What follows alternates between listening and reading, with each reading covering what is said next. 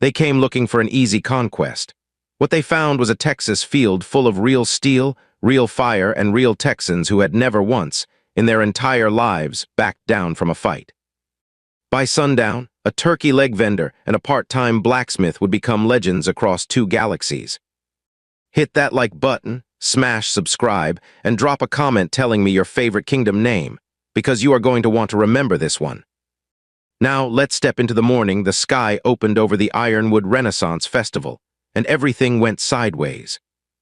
The Ironwood Renaissance Festival sat on 600 acres of Texas hill country, about an hour outside of Waco, and every fall it turned into a different world entirely.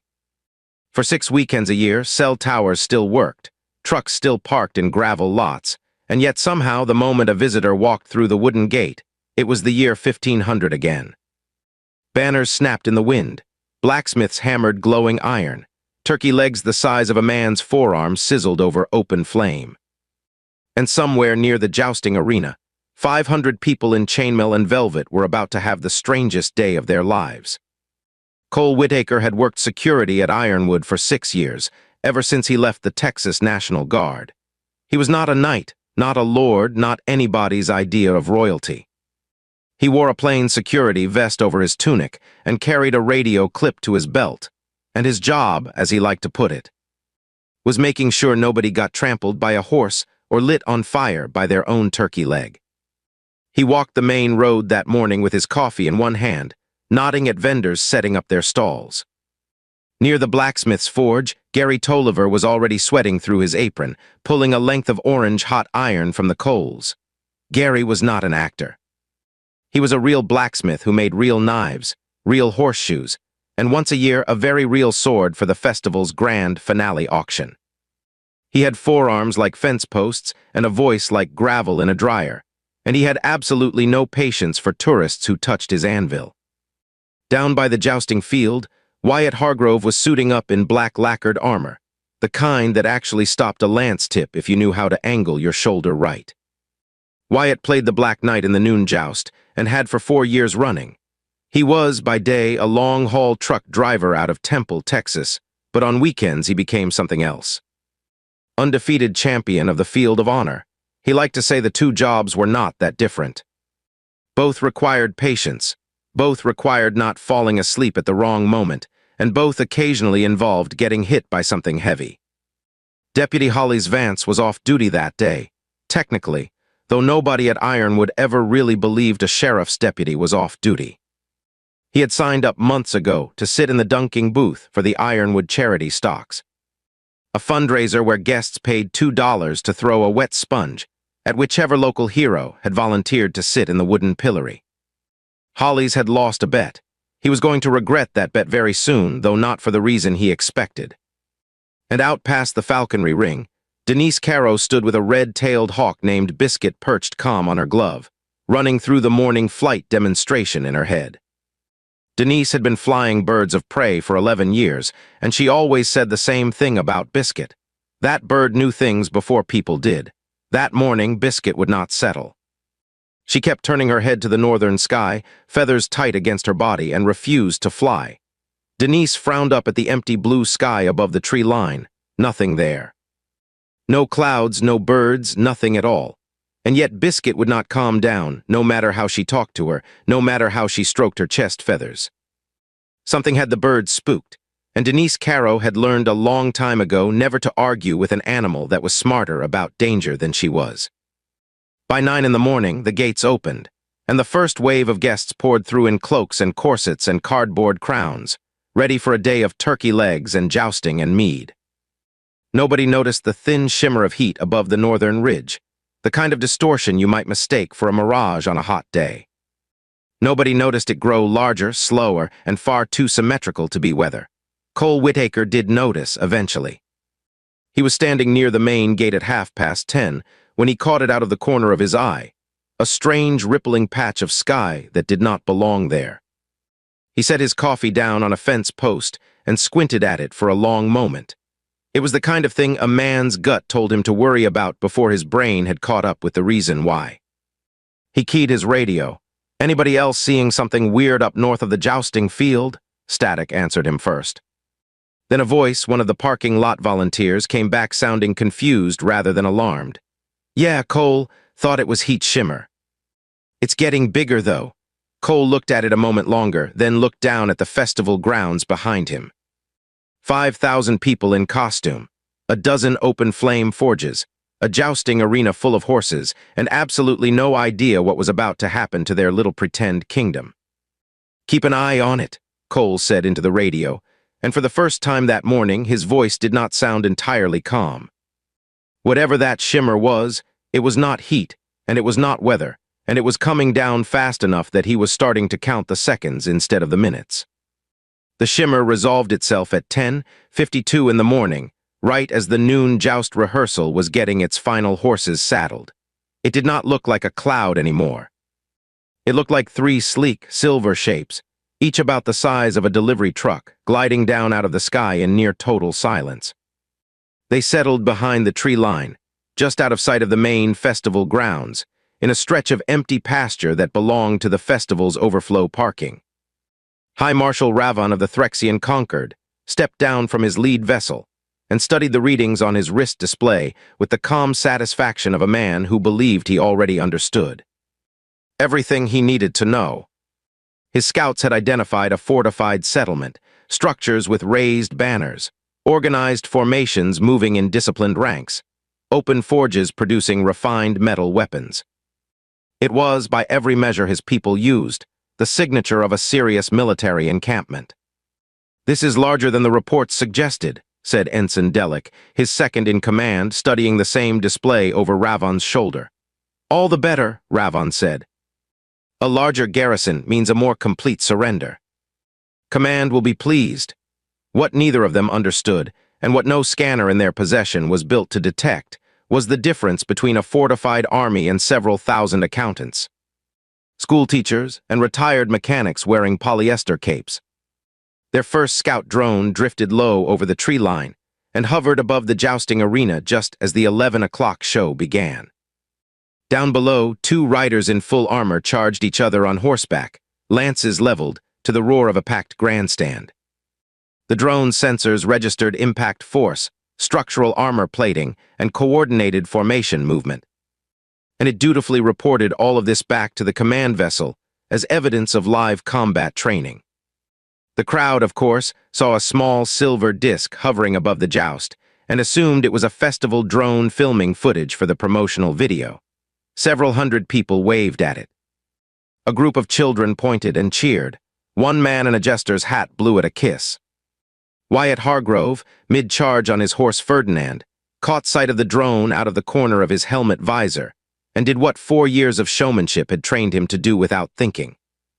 He raised his lance toward it in salute, the way he always saluted the cameras that showed up during big weekends.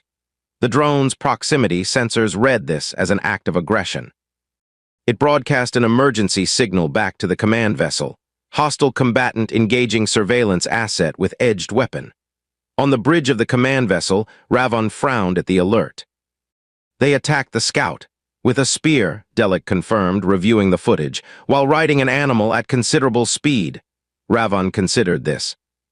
On most worlds his people had encountered, a scout drone drew fear, hesitation, confusion. Here it had drawn a friendly wave, and then a lance salute from a man in black armor thundering past on horseback. It did not fit any invasion model his academy had ever taught him. Perhaps, Delic offered carefully, they did not recognize it as a threat. Or, Ravon said, they did not consider it one. Down on the ground, the joust ended in its usual fashion, with Wyatt Hargrove unhorsing his opponent to a wave of cheering, and the announcer's voice booming out over the loudspeakers that the Black Knight remained undefeated for another glorious day. Nobody in that crowd had the faintest idea that somewhere behind the tree line, an alien war council had just begun debating whether they were looking at the single most disciplined army they had ever encountered, or the single strangest one. Cole Whitaker, meanwhile, had made his way to the edge of the overflow lot with 2 of his security staff, following the tree line where the shimmer had come down. He stopped at the fence line and looked out across the empty pasture, and for a long moment he saw absolutely nothing at all. Then the grass parted along a perfectly straight line, as if something enormous and invisible had just taken a single, deliberate step forward. Cole did not wave. He did not smile. He reached slowly for his radio, keyed it, and said the only thing that felt appropriate for a man standing in a Renaissance festival parking lot watching the grass bend under an invisible boot. "Lock the gates, get Hollies out of the stocks. We may have a problem." Behind him, the jousting announcer's voice rang out over the loudspeakers, calling all challengers to the field of honor for the grand noon tournament. Completely unaware that the real challenge of the day had already arrived, and it was still deciding whether to introduce itself with words or with weapons. High Marshal Ravan made his decision at 11:58, 4 minutes before what the humans below called noon. His scouts confirmed the largest gathering of the garrison was assembling near a central arena, banners raised, horses in formation. Hundreds of armored figures moving in disciplined, ranks toward what he assumed was a staging ground for battle. It was, in his professional judgment, the perfect moment to strike, while the enemy's attention and numbers were concentrated in one place. He could not have chosen worse timing if he had tried for a year. The Grand Noon Tournament was Ironwood's biggest show of the day, and every single person on the grounds who was not already inside the arena was walking toward it. Which meant that when the first Threxian dropship descended over the parking lot with a low mechanical hum, roughly 4,000 people were standing shoulder to shoulder in a wooden grandstand. And every single one of them looked up and assumed it was part of the show. "Ladies and gentlemen," the announcer boomed, completely unbothered, "it appears our sponsors have arranged quite the entrance this year." The crowd roared with laughter and applause. Then the dropship's rear hatch opened, and 6 Threxian soldiers in silver combat armor rappelled down into the parking lot, weapons raised. Moving in the sharp, disciplined formation, their training had drilled into them since childhood. A translator drone hovering above them broadcast a message in flat, mechanical English across the field. "Inhabitants of this settlement, lower your weapons and surrender your fortifications." For 1 full second, there was total silence. Then Randy Spear, who ran the turkey leg stand nearest the parking lot, and had absolutely no patience left after 4 hours on his feet in 90-degree heat, cupped his hands around his mouth and shouted back, "Buddy, this is a Renaissance festival, not a fortification." "You want a turkey leg or not?" The Threxian soldiers hesitated. Their sensors had detected no organized retreat, no panic, and no coherent fear response whatsoever. Instead, dozens of humans nearby were pulling out their phones to record the encounter. Several were laughing. And one enormous man in a chainmail vest was approaching them holding a roasted turkey leg like it was some kind of peace offering, or possibly a weapon. Their scanners genuinely could not decide which. Gary Tolliver, who had heard the commotion from his forge, arrived a moment later carrying the length of iron he had been shaping all morning, still glowing faint orange at one end. He took one look at the 6 armored figures standing in his parking lot, sized them up the way he sized up every stubborn piece of metal that did not want to bend, and said, in a voice that carried across the entire lot, "Y'all are standing on my delivery route." The lead Threxian soldier raised his weapon and fired a warning shot into the dirt near Gary's boot. The crowd gasped, not from fear but from surprise, the way a crowd gasps when something unexpected happens at a fireworks show. Then Deputy Hollis Vance, freshly released from the dunking booth stocks and still soaking wet from an unfortunate sponge-related incident 20 minutes earlier, arrived at a dead run with his service weapon drawn and his festival tunic plastered to his chest. "Texas Department of Public Safety," Hollis shouted, which was not entirely accurate since he was off duty, but felt like the right thing to say. "Drop your weapons." The Threxian soldiers did not drop their weapons. Instead, they opened fire. What followed was not the disciplined slaughter Ravan had promised his council. It was total chaos, but not the kind that favored him.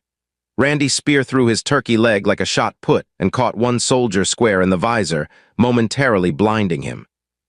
Gary Tolliver swung his half-forged iron rod like a club and knocked a second soldier's weapon clean out of his hands. Hollis Vance, soaking wet and furious about his ruined uniform, tackled a third soldier into a stack of hay bales. Up in the grandstand, the crowd finally understood this was not part of the show, and pure Texas instinct took over. A dozen legally concealed firearms came out from beneath cloaks and doublets. Several men in chainmail grabbed the blunt practice weapons stacked near the arena entrance. And Wyatt Hargrove, still mounted on Ferdinand and still wearing his full jousting armor, lowered his lance and charged directly toward the parking lot at a full gallop. Because as far as he was concerned, anybody firing weapons near his festival was fair game for a joust. High Marshal Ravon, watching all of this unfold from his command vessel's viewport, felt something he had not felt in 11 successful campaigns across 4 star systems. He felt confused. "Ensign Delic," he said slowly, "why is there a man on a horse charging our position with a spear?" Delic checked his readings twice before answering. "Because he is undefeated, Commander." "The scans say so." "It is written on a banner." Ravon stared at the banner in question, which did in fact read undefeated champion in gold lettering 6 feet tall, and for the first time since landing on this world. He began to suspect that his intelligence reports had left out something extremely important. By the time Wyatt Hargrove's lance connected with the nearest Threxian soldier, sending the man tumbling backward over a folding table full of gift shop merchandise. High Marshal Ravon had come to a difficult conclusion. His initial force of 6 soldiers was not going to be enough. He gave the order, and the second drop ship descended, this one carrying something far larger. The heavy assault walker touched down at the edge of the parking lot with a shudder that cracked the asphalt beneath it. It stood 3 stories tall, mounted on 4 articulated legs, with twin plasma cannons where its shoulders should have been. It was, by every reasonable measure, an unstoppable weapon of war designed to end resistance in seconds. It landed directly on top of the festival's spare hay wagon, which did nothing to improve anyone's mood. Cole Whitaker had reached the parking lot by then, radio in one hand and a fire axe from the nearest safety station in the other. And he watched the walker rise up over the tree line with the particular calm of a man who had run out of better options. He keyed his radio. "All security to the main gate. Get every guest behind the stone wall by the mead hall." Now, around him, the festival did something no Threxian battle simulation had ever accounted for. It organized itself. Not into panic, not into a stampede, but into something resembling a plan. Because half the people at Ironwood that day had spent years rehearsing exactly this kind of coordinated chaos for the festival's mock battle reenactments. Actors who played soldiers grabbed real steel from the armory tent instead of the blunted stage props. The archery range instructors grabbed their competition bows and knocked broadhead hunting arrows instead of the foam-tipped practice ones. And Gary Tolliver ran straight back to his forge, because if there was one thing a blacksmith understood better than anyone else on those grounds, it was how metal failed under pressure. The walker's twin cannons swiveled toward the grandstand, and Ravon, watching from his command vessel, gave the order to fire on the largest concentration of the enemy force. Before the shot could land, Denise Caro released Biscuit from her glove with a sharp whistle. And the red-tailed hawk, who had refused to fly all morning, finally understood exactly what she had been sensing since dawn. She shot upward like an arrow, talons extended, and struck the walker's forward optical sensor dead center, raking it hard enough to crack the housing and send the machine's targeting system into a violent, screeching malfunction. The cannon fired wide, missing the grandstand entirely and instead vaporizing a portable toilet unit near the parking lot, which everyone present agreed later was the least missed structure on the entire festival grounds. "Sensor damage," Delic reported, staring at his readouts in disbelief. "Commander, we were attacked by a bird." "A trained bird," Ravon corrected, watching Biscuit circle back toward Denise's glove with what he could have sworn was satisfaction. "This is not a primitive settlement. This is a coordinated defense network disguised as a primitive settlement." Down below, the real counterattack began. Wyatt Hargrove circled back around on Ferdinand and drove his lance into the walker's rear leg joint. The one weak point every knight at Ironwood had learned to identify from years of studying stage combat mechanics, because as it turned out, hydraulics failed the same way whether they belonged to a movie prop or an actual alien war machine. The joint buckled. The walker staggered. Gary Tolliver arrived at a dead run, hauling a bucket of molten metal straight from his forge and hurled it directly into the cracked leg joint. The metal seized the mechanism instantly, welding it half solid in the heat, and the walker's leg locked stiff mid-stride. Deputy Holly's Vance, still dripping wet from his earlier dunking, climbed onto the back of a nearby supply truck, took aim with his service weapon, and put 3 rounds directly into the same crack Gary had just widened. Sparks erupted from the joint in a shower, and the enormous machine tipped, slow and groaning, before crashing sideways into the very same parking lot it had landed in 20 minutes earlier. The crowd behind the stone wall let out a cheer that Ravon's sensors registered as impossibly celebratory rather than fearful. Ravon stood on his damaged bridge, watching his primary assault unit lie smoking in the dirt, defeated by a horse, a bird, a blacksmith, and a soaking wet law enforcement officer who had, according to his notes, been recently submerged in water as some kind of ritual punishment. He made his decision the way commanders throughout history have made decisions when logic no longer applied, and pride demanded a response. He would go down himself, and he would challenge whoever their champion was, personally, one-on-one, to settle this the way his own people's oldest traditions demanded. He had no idea he was about to challenge the undefeated champion of the field of honor to the exact kind of fight the man had trained for every single weekend for the last 4 years.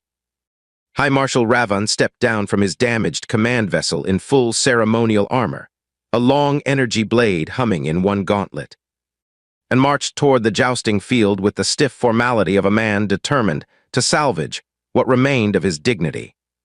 His translator drone broadcast his challenge across the field for every human present to hear. "I am High Marshal Ravon of the Threxian Conquered. I challenge your champion to honorable single combat, warrior against warrior, blade against blade, as is the ancient right of any commander facing defeat." The crowd behind the stone wall went quiet for a moment, and then somebody, nobody ever agreed on exactly who, shouted, "That's literally our show. Wyatt, get out there." Wyatt Hargrove rode Ferdinand out onto the very same jousting field he had ridden 100 times before, lance in hand, black armor gleaming under the Texas sun.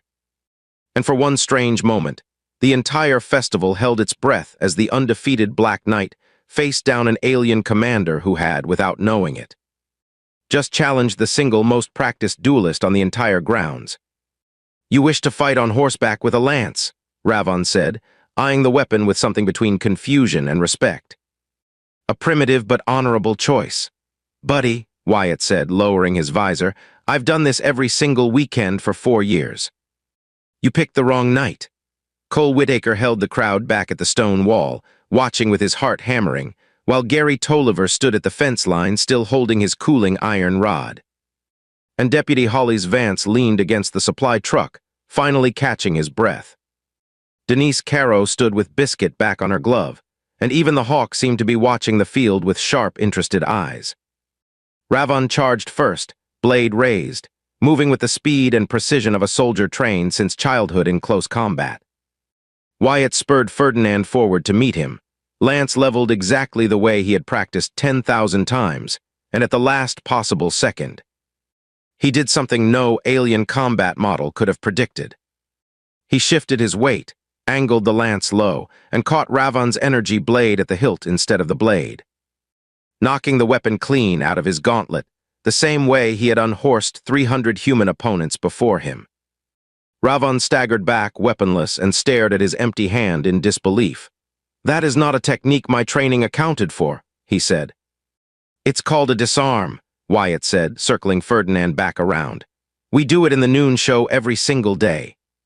"Sorry, it's not new to us." Ravon drew a smaller sidearm, and Wyatt, seeing the motion, did the only thing that made sense to a man who had spent 4 years training for exactly this kind of unpredictable moment. He threw his lance like a javelin, and it struck the sidearm from Ravon's grip before the shot could fire, clattering harmlessly into the dirt. The alien commander stood alone in the middle of the jousting field, unarmed, in front of an entire grandstand of cheering humans, a horse, and a man in black armor who had never once in 4 years lost this exact fight. "I yield," Ravon said quietly, dropping to one knee in the dirt. "By the old codes of my people, single combat has been decided. I will not dishonor my forces further." Wyatt dismounted, walked over, and offered the alien commander a hand up because whatever else was true. Wyatt Hargrove had never once left a defeated opponent lying in the dirt without helping him to his feet. Ravon stared at the offered hand for a long moment before accepting it, utterly unprepared for the gesture. Overhead, the remaining Threxian forces, watching their commander yield in accordance with their own oldest military traditions, began powering down their weapons and lowering their ships toward the parking lot in formal surrender, exactly as their honor codes demanded. Cole Whitaker keyed his radio one more time, watching alien soldiers stack their weapons in his parking lot like the world's strangest morning cleanup crew. "Stand down, everybody," he said. "I think we won." Behind him, the crowd erupted into the loudest cheer Ironwood Renaissance Festival had ever heard, and somewhere near the wreckage of the Walker. Randy Spear picked his thrown turkey leg back up out of the dirt, looked at it, shrugged, and took a bite anyway.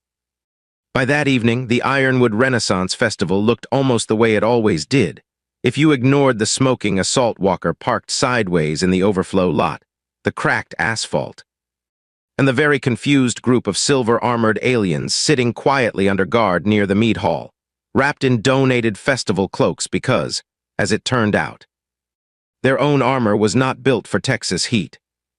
High Marshal Ravon sat at a picnic table with his hands folded, watching Wyatt Hargrove walk past in his black armor, still shaking hands with well-wishers. Ravon had asked more than once why the humans had not executed his surrendered soldiers, and every time Cole Whitaker had given him the same answer. Because that was not how things were done here, win or lose. "Your champion defeated me fairly," Ravon finally said to Cole as the sun dropped low over the hill country. "And yet you have shown us more courtesy than our own councils show a defeated enemy." "Well," Cole said, leaning against the fence, "we're Texans. We don't kick a man when he's already down. We do, however, expect you to help clean up that parking lot before you leave." Ravon, to his credit, agreed without argument, and by nightfall, several Threxian soldiers could be seen helping festival volunteers sweep broken asphalt and stack folding chairs.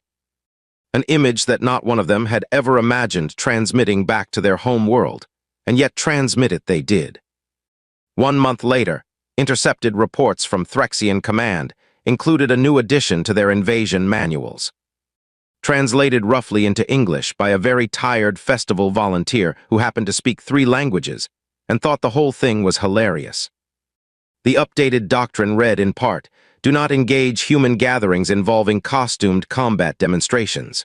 Do not assume horseback riders are unarmed. Do not underestimate birds. Do not challenge anyone wearing black armor to single combat unless victory is already assured, and it is never assured. If a blacksmith approaches carrying molten metal, retreat immediately. If offered a turkey leg, accept it, as refusal has been observed to escalate hostility." Back at Ironwood, the story became the stuff of instant legend, retold every single weekend to new visitors as they walked through the front gate. How the sky opened up over the parking lot.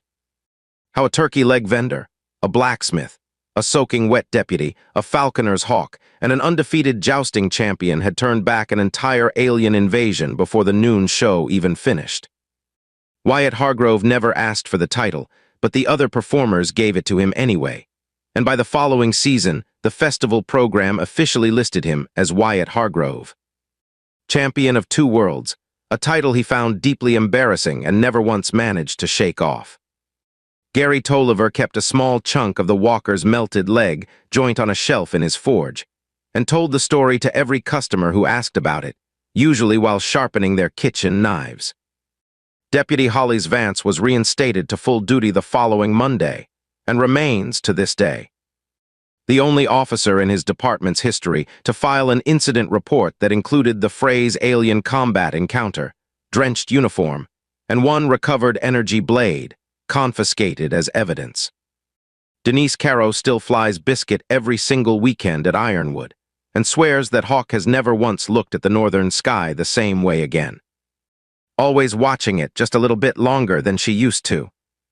As for High Marshal Ravon, Reports suggest the Threxian Conquered quietly removed the Ironwood region from every future expansion map they drew, marking the entire area with a single word that translated roughly to unpredictable, and leaving it at that.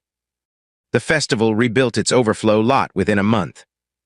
The gift shop even started selling a small commemorative pin shaped like a turkey leg crossed with a jousting lance, and it remains, to this day, their best-selling souvenir.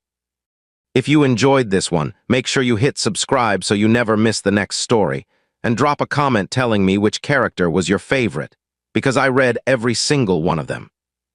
Share this with somebody who needs a little proof that the good guys still win, even when the good guys happen to be wearing chainmail and holding a turkey leg. Thanks for watching, and I will see you in the next story.